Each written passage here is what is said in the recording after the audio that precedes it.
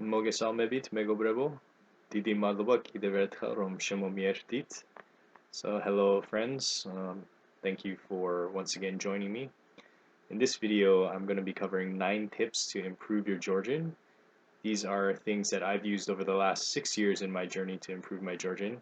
I think it'll be especially helpful if you're a beginner or you're new and even intermediate and maybe even advanced learners. I try to be practical and as much as possible so that you'll have actionable things to do after the video. So with that, let's get started.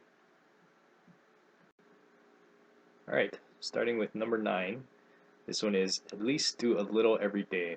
And this is the only one that is kind of general. It's not maybe as practical, but I think it's so important that when I look back on how I improved so quickly and got to the level that I did, and I think that is because I pretty much studied every day in some way, shape, or form for 4 years.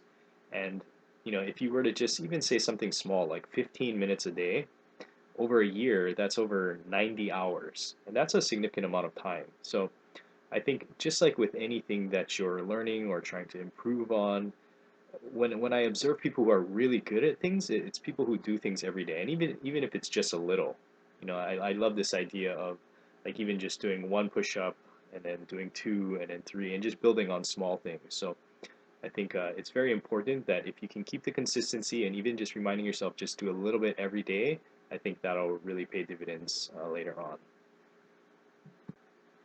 Number 8, get and utilize quality resources. So this one may seem obvious, but I think there's a couple thoughts I have. One, you should be careful when it comes to choosing resources because, for instance, when I looked up some videos online about either pronouncing basic words or even some of the letters, I found that sometimes they were done by foreigners who were well-intending but either had bad pronunciation or were just saying things wrong, so you do have to be careful with that. The other thought I have is that some people say, well, it's such a challenge to find resources in Georgian, and it is, I do admit that, but one of the things that I've tried to do is provide the resources that I've used, and especially ones that were free. For instance, I just made a video about resources, and so I won't go into all the details, but I'll provide a link to that. And just kind of in summary, for instance, there are a couple of Peace Corps books that are free that are great. One is kind of just an overview, covers different words and topics, and gives sentence examples. Another one is a verb book that we had put together that our teachers had put together and is very helpful. There's a couple of PDFs that I also have provided links to. I'll put them in the description, and they're all free. So those are great resources. Another one is there's a guy named Roni or Roni. Um, he's a Georgian guy, and he has a YouTube channel, and his stuff is great. There's a lot of very useful verb videos that he has, and so I think going to the source, just hearing a Georgian talk about it is a fantastic resource. So the other thing I'll just say is that it's important to utilize those resources. I think sometimes people will say, "Oh, well, there's no resources, I can't use them," but really, they're out there. You just need to utilize them, and maybe they're not as exciting, as other languages. I think Georgians resources for learning Georgian are not as developed, so they're not as interactive or interesting. But you need to make the best of what's available. So that's number 8.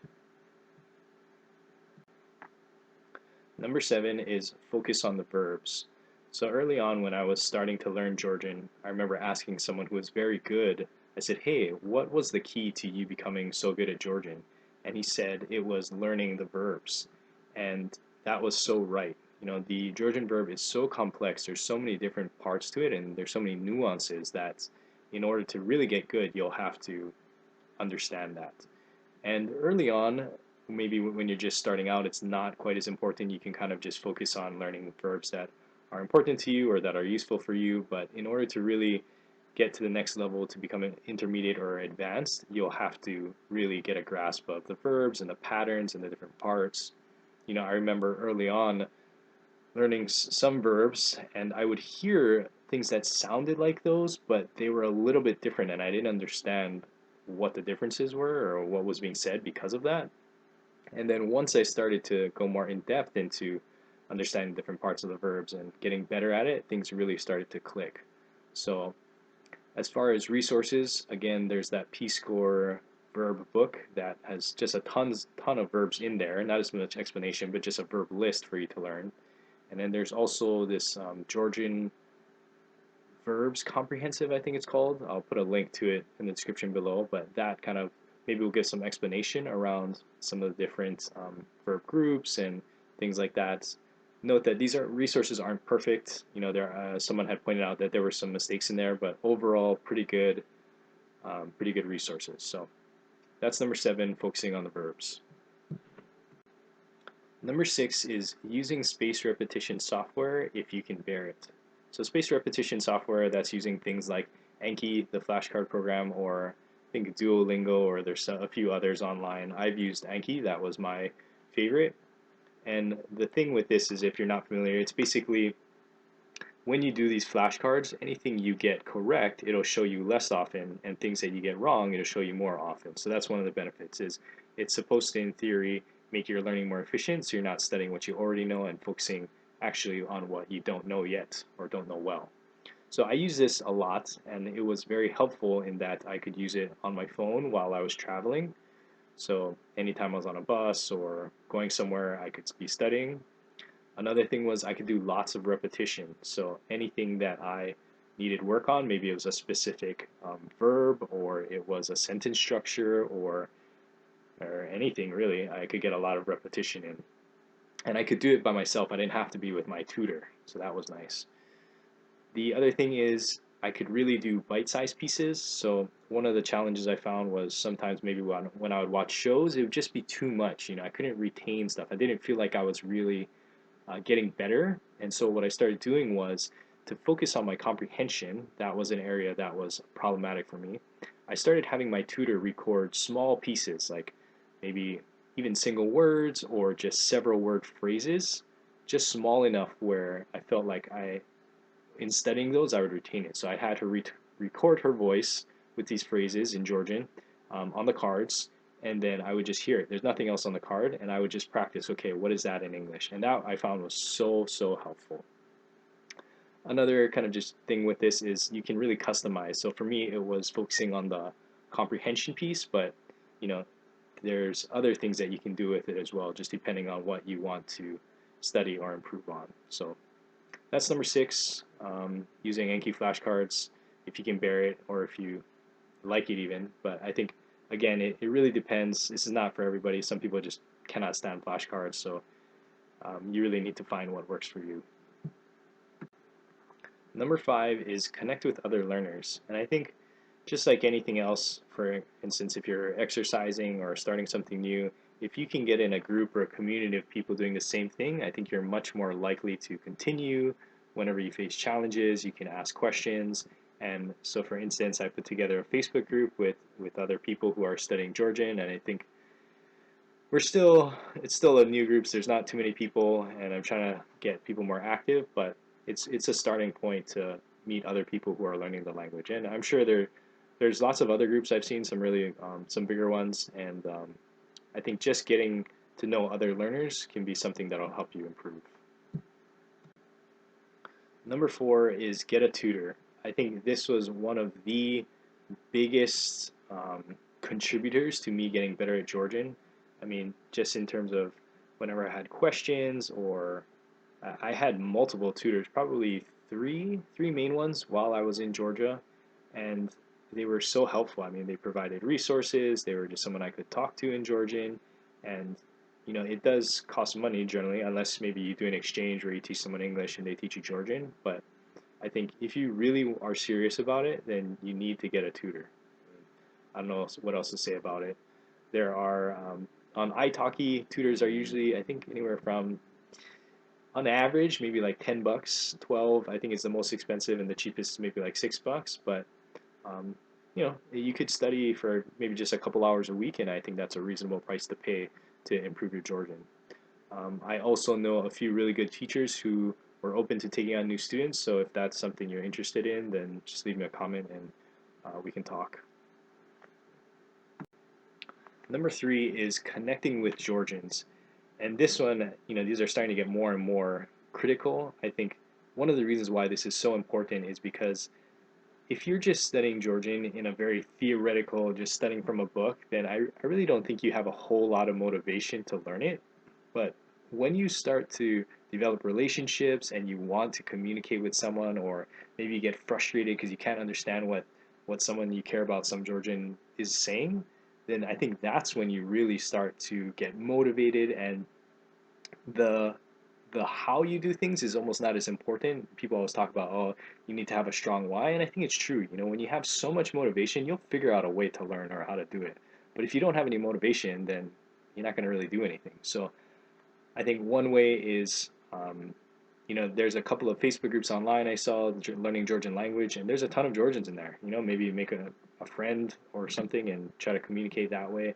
Or if you have the opportunity to go to Georgia and meet some people, I think if you can build those relationships, just connecting with Georgian and using it in a very real relationship and situation will help you improve so much. And it's something that I continue to this day. I have really good friends, close friends in Georgia, people that I consider like family, and I still talk to them, and that's a big motivation and driver for me to continue to improve and get better with my Georgian. Number two is work on your ability to memorize. So the analogy I like to give is like if you have a bucket and you're trying to fill it up with water, if that bucket has holes in it, eventually all of the water comes out. So instead of just trying to keep filling that bucket with more water, you should probably patch or fix the holes and then fill it up with water, and then whatever you put in there, you'll retain. So the reason why I say that is because I find a lot of times people who are learning Georgian, their ability to memorize is very poor. So it's like they spend all this time filling up their proverbial bucket with water, and it just leaks out, and they, don't remember what they studied. If you think about, if you could retain 100% of everything that you just studied or took a look at, you would be phenomenal. And obviously that's an exaggeration, but I think it makes a point. And so for me, I actually had really poor memory, and I didn't know memory was like a skill that you could improve on. And so early on, I had read a book actually on just a couple of books on improving your memory and specific strategies and techniques of how to improve that. And people talk about things like mnemonic devices, and early on, that was actually helpful for me. Um, and there's several books online. The one I read was like really out of date, so I'm sure there's better ones by now. And even you could probably just find some YouTubes on how to improve your memory. But I think it's so critical, and I think it's going to save you a lot of time in the long run if you can build that skill. The other thing is, I read this book called Fluent Forever by this guy, Gabriel Weiner. And um, if you're interested in reading that book, I'll leave a link, an affiliate link down below to that. But basically, I mean, you don't have to buy it. I think some of the main takeaways were that when it comes to retaining some words or something that you're memorizing, the stronger of an association, like a memory that you can keep with that word, the more likely you are to memorize it. So, for instance, I remember once, I'll never forget the word jandaba and janteloba, which is like one is saying crap and the other is saying health. And you would say health to a person when they sneeze, but someone thought I said crap to them when they sneezed. And so just that sort of memory, like association with the word, I won't forget those. So if there are ways for you to really use the language and to try and build some memories around them, you're much more likely to remember those. Um, and that's just one way. There are other ways to try and make the words meaningful and help you to retain those. But anyway, look into how to memorize so that you make the most of your studying time. And the number one tip is make things fun and enjoyable. Once I started to get good at the language, some of the other volunteers, the newer ones, had asked me like, "Hey, do you have any tips on learning the language?" And immediately I would say things like, "Oh, do the spaced repetition software like Anki." And I remember recommending that to a couple of people. And then a few weeks later, I asked them, "Hey, how's it going?" They're like, "Oh, it's okay." I'm like, "Hey, are you still using Anki?" And they're like, "No." And I realized that, they just didn't like using flashcards. And it's something that I don't mind. Not, it was actually okay. But some people, they just hate it. And so you, in order to get good, obviously you have to put in a lot of time. And the only way you're going to do that over the long run is if it's fun or enjoyable or at least tolerable. So I think it's really important to find a way that you enjoy the language. I had another friend, I always tell this story. he just loved to talk. And so he would just talk to everybody, the taxi driver or anybody. He wouldn't spend time studying grammar or anything, but people corrected him. And so he got better very quickly. And so I think it's important for you to realize, like, hey, do I like studying songs? I like studying songs. I like watching shows. I don't know. Do you like reading books or do you like studying grammar? And just figuring out what is the way, the avenue that you can put the most time into it and it doesn't feel like work. Because when when it's fun and enjoyable, that's when you'll be able to put in a lot of time. So that's number one, make things fun and enjoyable. So that was the 9 tips to improve your Georgian. Hopefully that was helpful. And any of the links or things that I described, I'll try to put in the description below so that you can find it easily. So until next time, 들어요,